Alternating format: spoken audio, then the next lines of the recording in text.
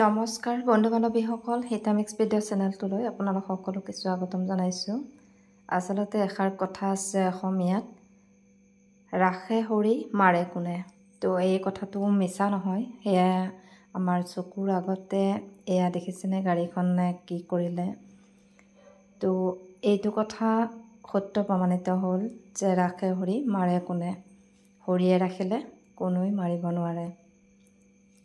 আমি আনটো ফালেৰে গৈ আছিলোঁ টংলাৰ পৰা, আৰু তেওঁ আহিছিল গুৱাহাটীৰ পৰা আহি আছে মঙলদৈ পাৰ হৈ এইটো ৰাস্তাৰে বৰহমপুৰ ৰাস্তাৰে মহলীয়া পাৰাৰ যিটো টংলালৈ অহা বৰহমপুৰত এই দুৰ্ঘটনাটো সংঘটিত হয়। তেওঁৰ একো হোৱা নাই, কিন্তু তেওঁৰ গাড়ীখন আমাৰ সন্মুখৰ ফালেৰে আহি আছিল, আৰু আহি থকাত তেওঁ বিপৰীত ছাইডেৰে তেওঁ আমাক পাছ কৰি আগুৱাই গ'ল। আমাৰ আগেৰে পাৰ হৈ গৈছে, এইটোকে ক'বলৈ গৈছোঁ মই।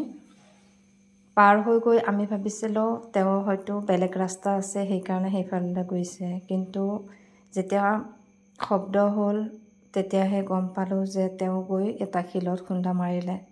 বহুত প্ৰকাণ্ড শিল এটা আছিলে, কিন্তু তেওঁৰ একো হোৱা নাই। অকল এজন মানুহে আহিছিল গুৱাহাটীৰ পৰা, ৰং লৈ আহিছিল তেওঁ বহুতো, হয়তো ঘৰত লগাবৰ কাৰণে আনিছিল, হাতীঘৰ যাব হেনো তেওঁ।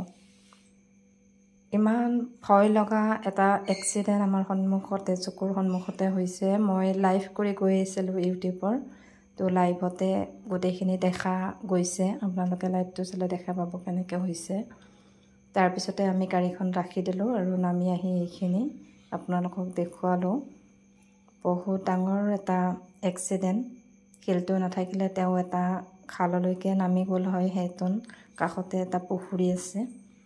তেওঁৰো একো হোৱা নাই, তেওঁক নমাই অনা হ'ল, আৰু তেওঁৰ যিখিনি ৰং আনিছিল ৰংবিলাক ফাটি তেওঁৰ গা মূৰ এইবিলাকত পৰিছে। কোনো ধৰণৰ তেওঁৰ তেজ ওলোৱা নাই, তেওঁ ভালে আছে।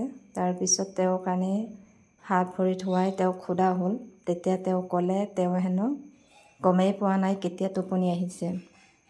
কাৰ চলাই থাকোঁতেই তেওঁৰ টোপনি আহি গ'ল, আৰু তেওঁ গাড়ী কোনফালে গৈছে গমেই নাপালে।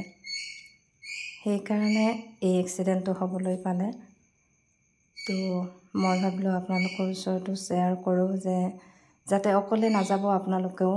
অকলে গ'লে টোপনি আহি যায় দূৰ ৰাস্তাত, আৰু টোপনিৰ ভাৱ হ'লে এঠাইত নামি চাহ পানী খাই ল'ব লাগে, নাইবা অকণমান মুখ চুখ ধুই ফ্ৰেছ হ'ব লাগে, নাইবা গাড়ীতে লক কৰি শুই ল'ব লাগে অলপ।